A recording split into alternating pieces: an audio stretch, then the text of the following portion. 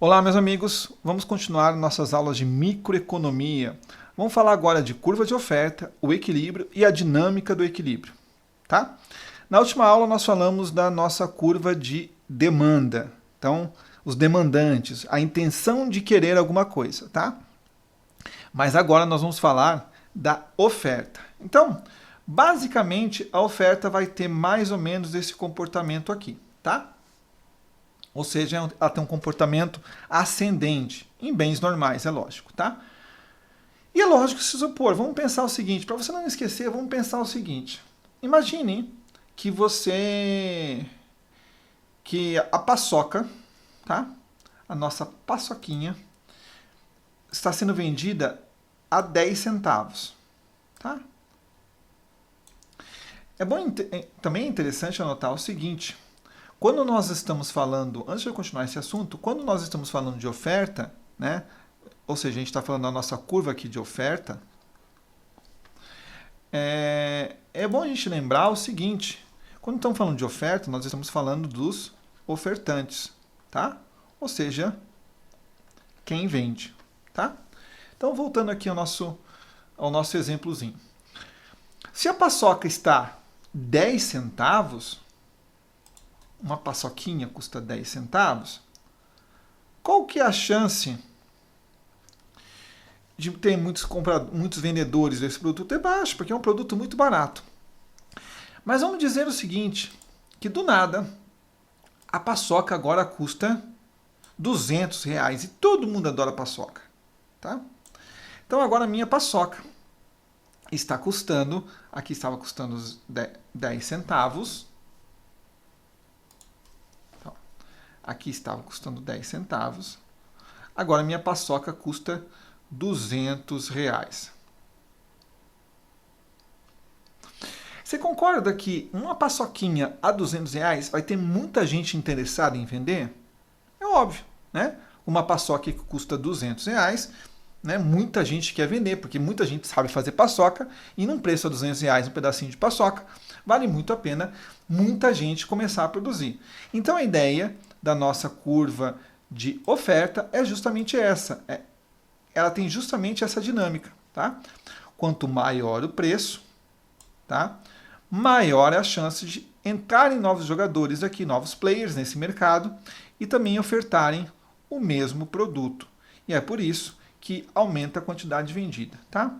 É só você olhar no comércio do seu bairro, tá? Se um vizinho seu começa a vender alguma coisa e começa a ganhar muito dinheiro com essa coisa, é uma tendência de mais pessoas querendo oferecer, né, a coisa. Por exemplo, seu vizinho aí da frente está vendendo geladinho. Nossa, a molecada vive na porta dele comprando geladinho, um monte de geladinho, ele vende no preço bom. Você pensa, vou vender geladinho também. Então agora você vai ter mais oferta, tá? A dinâmica é essa. Bom, mas como é que funciona isso no equilíbrio?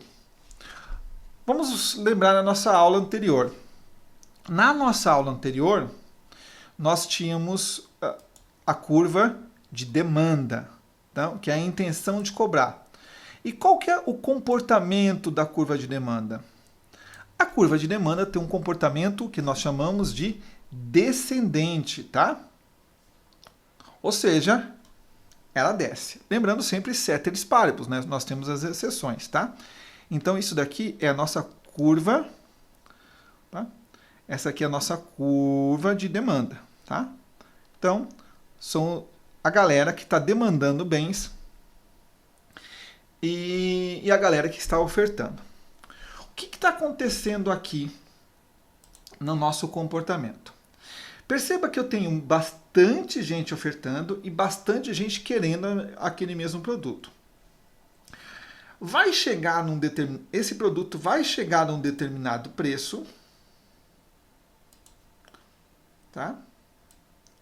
Onde os compradores e os vendedores vão estar satisfeitos com aquela condição, melhorando um pouco a nossa definição. Vai existir um preço aqui, dada uma determinada quantidade, que os dois lados vão compreender o seguinte: legal, nesse preço, nós chamamos de equilíbrio, tá? nesse preço há vendedores ofertando o produto e pessoas demandando esse produto sem sobras. Ou seja, tudo que os ofertantes oferecem, os demandantes, os compradores pegam para si, tá? E não gera estoque, não gera excesso. É o que nós chamamos de ponto de equilíbrio. Então, isso daqui é o nosso equilíbrio. Então, equilíbrio nada mais é que o encontro de oferta e demanda. Certo? Certo. Bom, mas existem alguns elementos importantes aí na nossa análise de gráfico, tá? Sobre a nossa questão de oferta e demanda. Entenda que isso daí é todo o nosso mercado, são compradores e vendedores. Agora vamos analisar uma coisa. Vamos comigo. Esse verdinho aqui é o nosso equilíbrio, tá? Então eu só vou apagar a palavra equilíbrio, só para a gente ter mais espaço para poder escrever. Vamos dizer que para uma determinada ação, para uma determinada decisão, o mercado seja obrigado a vender nesta quantidade aqui, ó. Então, vou fazer um novo risquinho. Agora, o mercado ele tem que ser vendido nessa... Vou usar uma linha mais fininha. Nessa quantidade aqui. Tá? Ou seja, o mercado está aqui. Tá? Veja. Nesse encontro aqui que eu acabei de marcar, o que vocês acham que acontece? Vamos pensar um pouquinho, tá? Nesse preço e nessa quantidade, existe muita gente disposta a vender, tá? Porque é interessante vender nessa quantidade, vou colocar aqui 1, e nesse preço, S1. Só que, dá uma olhada, onde está a minha curva de demanda? Os meus demandantes estão aqui. Então, o que está acontecendo? Nem todo mundo quer comprar esse produto, não nesse preço. Ou seja, os demandantes estão aqui, mas os ofertantes estão aqui. Isso quer dizer que tem gente demais ofertando esse determinado produto. E esse espaço é o que nós chamamos de excesso, tá? Então, se você haver uma regulamentação, alguma coisa, nesse preço você vai gerar um excesso de produto para pouca gente comprando. Agora vamos mudar. E se por um acaso eu chegasse aqui agora e falasse o seguinte: não deu certo essa política. Vamos reduzir a quantidade, vamos reduzir o preço para essa segunda situação aqui. O que vai acontecer agora? Vai acontecer o inverso, tá? Com o preço aqui em S2, tá? Em cifrão 2, vai ter essa quantidade sendo vendida. Mas percebe um detalhe. Aqui tem muita gente querendo o produto, mas vai existir pessoas querendo vender? Não, porque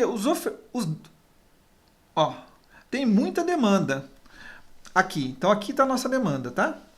Deixa eu marcar com vermelho aqui. Aqui está a nossa demanda. Tem muita demanda, muita gente querendo comprar, muita gente com a intenção de comprar. No entanto, só tem oferta até aqui.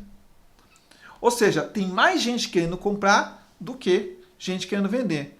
Então, nesta situação aqui, nós chamamos de escassez. Então, nessa situação aqui, nós temos o que nós chamamos de escassez, tá? Então, basicamente, sobre o equilíbrio, é isso daqui. Se tiver acima, excesso. Se tiver abaixo, escassez, tá? Então, por enquanto, estamos no equilíbrio. Na próxima aula, vamos trabalhar um pouco dessa dinâmica quando se movimentam essas retas. Ok? Até a nossa próxima aula. Tchau!